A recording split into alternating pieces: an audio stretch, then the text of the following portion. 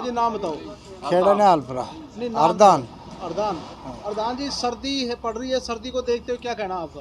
तो सर्दी साहब है वक्त मान तो जोर की लाग रही है। सबसे मोटो काम तुम्हारे तो बिजली को होगो।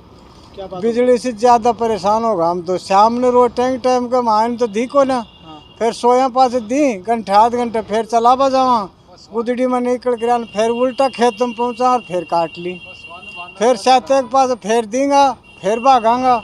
सबसे मोटो काम तो बिजली को हर जाए। मैं तो गाढ़ा दुखी कर लिया मान। सर्दी में आप लोगों को ज्यादा परेशानी बिजली की घनी वजह से? परेशानी बिजली की आ रही है। तो इससे किसान वर्ग काफी परेशान है। घना परेशान। अब ऐसे बत्ती क्या होगा जो आधी घंटे दे दी, कहते 10 मिनट दे दी, 10 मिनट खेत में पहुंचा कौन चला रहा वापस मोटर, फिर इतनी देर का मान बताओ क्या करा। तो कितने समय क्या होना चाहिए जैसे बिजली का? बिजली तो अब जब दी जना तो दिन ने दे दी, सारे दिन तो बहुत ही बहुत अच्छी, पर रात ने भी दी तो पूरी रात तो दी। हाँ, भागा दौड़ी तो ना है। सर्दी से बचाओ सके। सर्दी से बचाओ, पानी में गर्म पानी में ते खड़ा तो रहा तो ते जीव तो शांति में रहे। बात तो सही। अब आधी किलोमीटर दूरी जानी पड़े से मोटर चलावा। अब खेत में निकल रहे ऊँडे जाओगा तो बताओ क्या बचोगे। सब की शीत में ठर जाए से कुछ ही कौन बचे। तो सर परिचय दे दो अपना। मेरा नाम प्रमोद गुरु जी, वार्ड पार्षद, वार्ड नंबर 18 से, नेता प्रतिपक्ष, नगर परिषद कोटपुर। प्रमोद जी, सर्दी को देखते हुए क्या कहना चाहेंगे कि आप भी सुबह सुबह निकले हो, अलाव का सहारा ले रहे हो, क्षेत्र की सर्दी के लिए क्या होना चाहिए?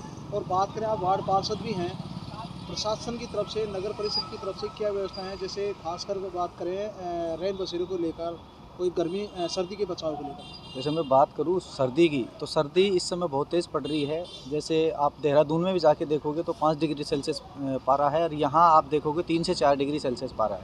ये तो बात रही सर्दी की। और आप बात कर रहे हैं जैसे प्रशासन की और नगर परिषद की। प्रशासन, नगर परिषद इसके बारे में कोई सुध नहीं ले रहा है। जैसे आप देख सकते हैं कि लाइटें लग रही हैं, लाइटें जैसे ये सुबह जैसे सूरज के समय में बंद होनी चाहिए, लेकिन ये लाइटें 5 बजे बंद हो जाती हैं। जैसे यहाँ घूमने वाले हैं, जैसे महिलाएं भी हैं और भी हैं, आते हैं, बुजुर्ग भी हैं, आते हैं, तो उसमें बहुत ज़्यादा समस्याएं, दिक्कतें होती हैं। और बात कर रहे हैं रैन बसेरे की, रैन बसेरे के नाम पे कुछ यहाँ व्यवस्था नहीं है, बिल्कुल नील है व्यवस्था। एक बार भी कहीं पे भी रैन बसेरा नहीं किया गया, क्योंकि नगर पालिका हर साल रैन बसेरे की व्यवस्था करती है।